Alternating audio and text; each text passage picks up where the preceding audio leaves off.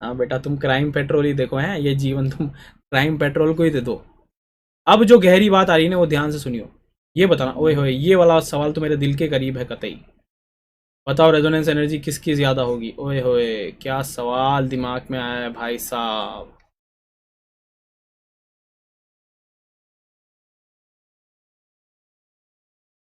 जल्दी बता दो, ए और बी में से किसकी रेजोनेंस एनर्जी ज्यादा होगी? बस नेगेटिव चार्ज पॉजिटिव चार्ज को रिंग के पास लेके चले जाओ, तुम्हें पता लग जाएगा। नेगेटिव चार्ज को रेजोनेंस करके रिंग के अंदर ले जाओ, पॉजिटिव चार्ज को रेजोनेंस करके अंदर ले जाओ, तुम्हें समझ में आ जाएगा कि मैं क्या कहना चाह रहा हूँ। यस, जैसे पॉजिटिव चार्ज को अंदर लेके जाओगे ये एरोमेटिक हो जाएगा, जैसे नेगेटिव चार्ज को अंदर लेके जाओगे ये एंटी एरोमेटिक हो जाएगा। तो इसका मतलब आंसर होने वाला है ये।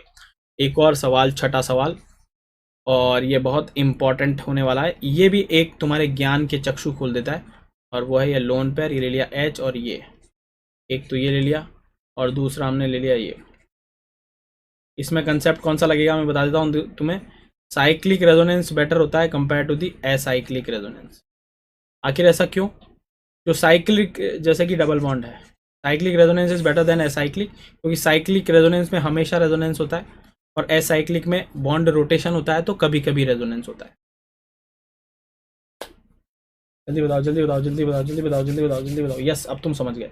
साइक्लिक इज बेटर, क्योंकि जैसे ही ये आर एस बनाएगा ये वाली, तो फिर ये फ्री हो गया। जैसे ही ये वाला रेजोनेंस करेगा ये, अब यहाँ सिंगल बॉन्ड है, सिंगल बॉन्ड के अबाउट रोटेशन होगा, तो पी ऑर्बिटल कभी प्लेन में आएंगे, कभी नहीं आएंगे, तो कभी कभी रेजोनेंस होगा, जबकि रिंग में तो हमेशा रेजोनेंस होता है। तो For detailed videos, daily practice problems and live chat, visit academy.amazon.in or download the app.